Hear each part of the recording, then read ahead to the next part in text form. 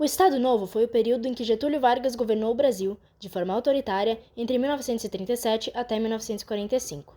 Ele já estava no poder desde o final de 1930, quando a revolução que acabou com o poder das oligarquias o colocou como presidente da República.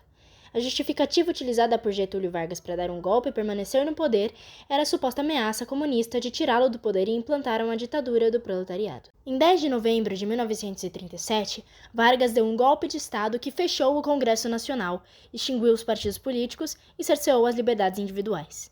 Além disso, a Constituição de 1934 foi anulada, entrando em vigor outra carta que garantia amplos poderes ao chefe do executivo.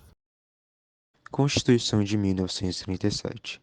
A Constituição de 1937 entrou em vigor no mesmo dia do golpe que deu início ao Estado Novo, em 10 de novembro. O motivo para que a Constituição existisse era a suposta garantia da segurança nacional, evitando que as lutas pelo poder promovidas pelos grupos políticos impedissem a plena realização das ações governamentais. Meses antes, o governo divulgou o Plano Cohen, que era uma suposta tentativa dos comunistas tomarem o poder.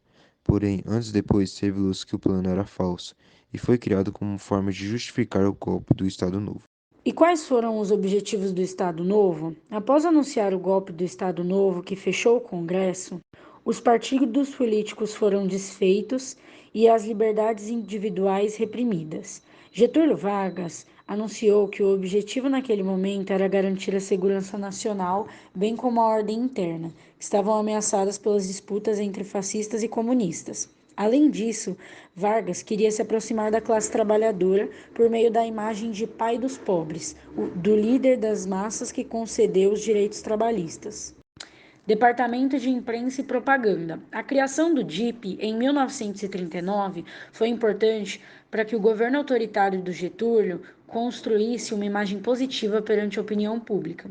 Esse órgão do governo atrelou a imagem do presidente aos benefícios concedidos aos trabalhadores. Dessa forma, Vargas se consolidou como o pai dos pobres.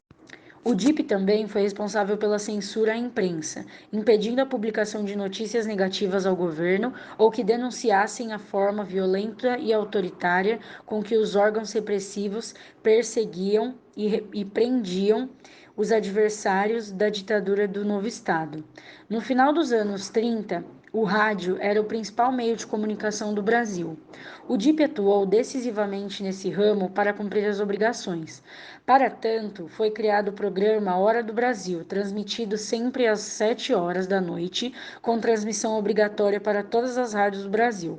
Era o momento em que Vargas fazia seus discursos para os trabalhadores. O governo divulgava suas ações e, na área da cultura, acontecia a divulgação do samba como uma música nacional e de outras canções que exaltavam o país.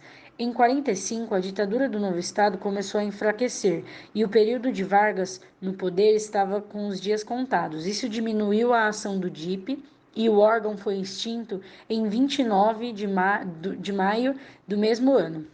Legislação trabalhista e trabalhismo. Uma das principais marcas da era Vargas durante a ditadura do Estado Novo foi a legislação trabalhista. Desde 1930, o governo federal investiu nas indústrias de base e no controle da classe operária nascente. Com o golpe de Estado em 1937, Vargas abriu um canal direto de diálogo com os trabalhadores, associando sua imagem com os benefícios concedidos aos trabalhadores, como a carteira de trabalho, o descanso remunerado e outros benefícios. Em 1939, a Alemanha nazista invadiu a Polônia, dando início à Segunda Guerra Mundial. Apesar da inicial simpatia com Adolf Hitler, Vargas decidiu que, no primeiro momento da guerra, o Brasil se manteria neutro por razões econômicas. Naquela época, o nosso país se industrializava e não poderiam ser rompidas relações com nenhum país europeu.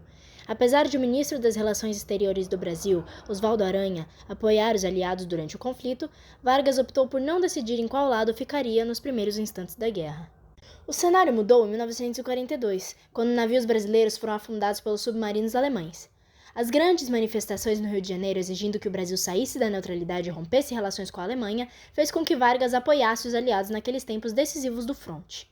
Mas outro fator pesou crucialmente. Os Estados Unidos estavam em guerra desde o final de 1941 e viram na base aérea de Natal o local estratégico para o deslocamento dos aviões que saíam do seu território em direção à Europa. O presidente norte-americano Franklin Delano Roosevelt visitou o Brasil e o encontrou com Vargas na capital Potiguar. Ele fez uma proposta: o governo brasileiro cederia a base aérea para os aliados e enviaria tropas para a guerra, e em troca os norte-americanos emprestariam $2 milhões para a construção da usina de siderurgia de Volta Redonda, no interior do Rio de Janeiro. Vargas fechou acordo com Roosevelt e o Brasil entraria para a guerra pelo lado aliado. O eixo, formado por Alemanha, Itália e Japão, teve relações cortadas com o Brasil. Em 1943 foi criada a Força Expedicionária Brasileira, que no ano seguinte seguiu para a Itália a fim de auxiliar os aliados a derrotarem os nazistas que estavam naquele país. Os soldados brasileiros tiveram um papel importante na derrota do eixo em solo italiano, principalmente ao conquistar Monte Castelo. Os pracinhas, como os soldados ficaram conhecidos, voltaram para casa como heróis de guerra, e os militares de alta patente começaram a perceber que não fazia sentido o país enviar seus compatriotas para derrotarem um regime autoritário como o nazifascismo, se em caso o presidente era um ditador. Fim do Estado Novo. A censura da ditadura do Estado Novo começou a perder força em 1945, quando o jornal carioca Correio da Manhã publicou uma entrevista do jornalista Carlos Lacerda com o ex-ministro José Américo, que fez várias críticas ao governo varguista. No mesmo ano, intelectuais mineiros lançam um manifesto em favor da liberdade e da democracia. Aos poucos, os instrumentos de censura do governo começaram a enfraquecer. Vargas estava no poder desde 1930, e o fim da Segunda Guerra Mundial, bem como dos ideais democráticos que isso trazia, já não possibilitavam que um governante ficasse no poder por tanto tempo. Outro fator que demonstrou o enfraquecimento da ditadura e a inevitável abertura política foi o retorno dos soldados brasileiros da Itália. Não fazia sentido a luta contra o autoritarismo no exterior se nacionalmente a repressão continuava. Os militares voltaram decididos a agir contra Getúlio Vargas e já planejavam tirá-lo do poder.